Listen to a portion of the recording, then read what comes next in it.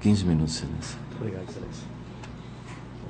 Eminente desembargador, presidente dessa Egrégia Câmara Criminal, demais magistrados que compõem esse colegiado, excelentíssima representante do Ministério Público, na pessoa da doutora Cátia, demais circunstantes, serventuários da Justiça, colegas advogados, senhores e senhoras, os cumprimentos e respeito da defesa.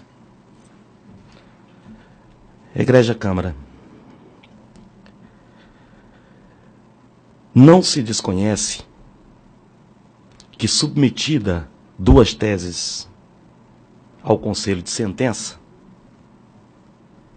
e sustentadas pelas partes, admitidas uma delas pelo colegiado popular, não haveria que se falar em decisão manifestamente contrária às provas dos autos.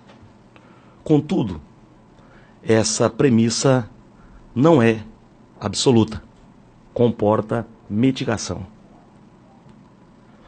Excelências, no caso dos autos, uma correção data vênia no relatório, a tese sustentada pela defesa no plenário do júri em relação à vítima Celso não foi negativa de autoria, e sim erro de execução, aberratio ictus.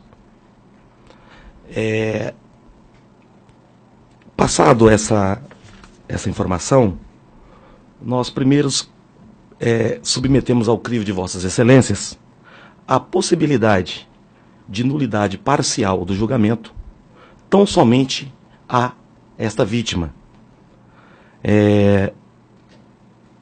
Nós trazemos a vossas excelências o HC número 30004 da relatoria do ministro Jorge Scartesini, do Superior Tribunal de Justiça, em relação à competência do júri, homicídio, estupro e ocultação de cadáver, nas hipóteses de crime conexo, em que a prova uma infração não influi na outra, pode o tribunal acor, em sede de recurso, reconhecer a nulidade parcial do julgamento e submeter o réu a novo julgamento.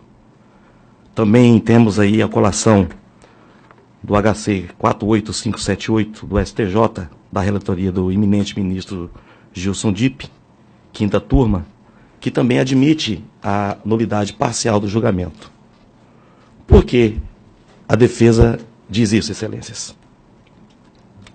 Na situação fática, o réu foi vítima da vítima, o réu foi vítima da vítima Vilmaico, a vítima sobrevivente, de um crime de furto, várias invasões à propriedade rural e as suas duas filhas, uma de 6 à época e a outra de 4, vítimas de violência sexual, quando o pai, o recorrente, flagrou essa vítima do homicídio tentado se masturbando na presença de suas filhas.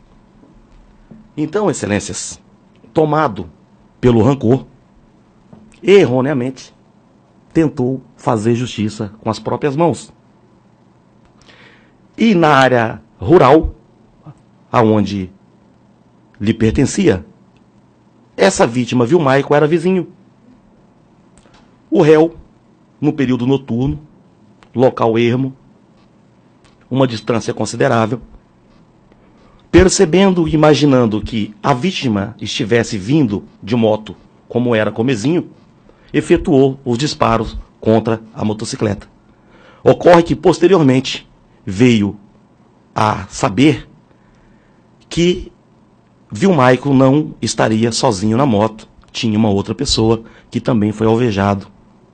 Não tinha nada a ver com o objeto aqui relatado, e essa pessoa veio a falecer, a vítima Celso.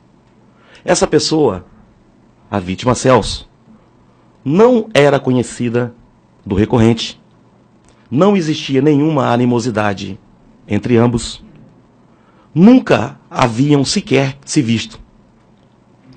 Então, foi denunciado o recorrente pelo homicídio qualificado, consumado e tentado.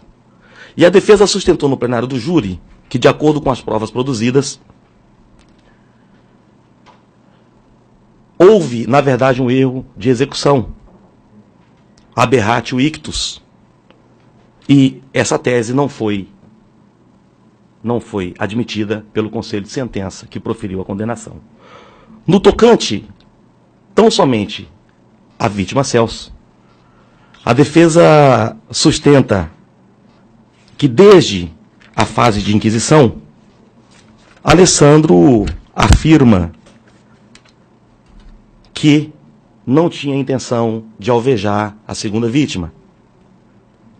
As folhas 24, desde a fase da inquisição, disse Alessandro que, quando a motocicleta se aproximou, tentou abrir o cadeado e, como não conseguiu, voltou na estrada e entrou pelo colchete, que o interrogando imaginou que era a pessoa de Vilmaico, e nesse momento desferiu os tiros com espingarda calibre 22, que o declarante esclarece que pensou tratar de apenas a pessoa de Vilmaico, e não imaginou que fossem duas pessoas na motocicleta.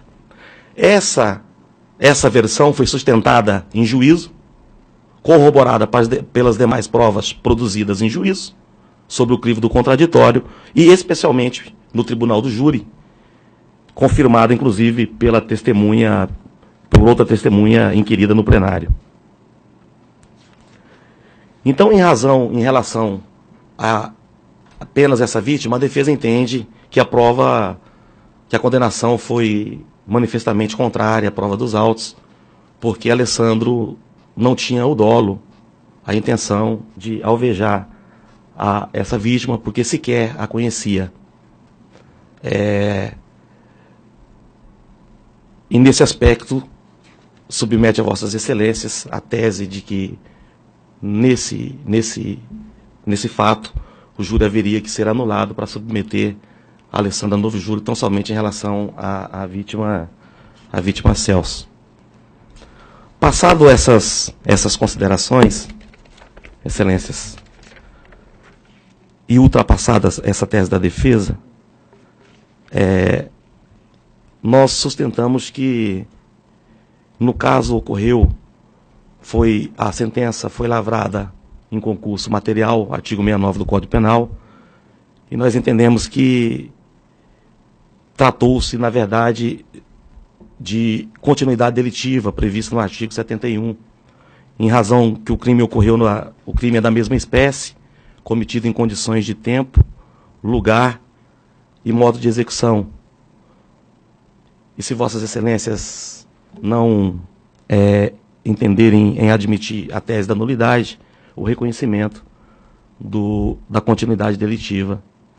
Subsidiariamente, o reconhecimento, então, ainda assim, se não for um entendimento, do concurso formal de crimes.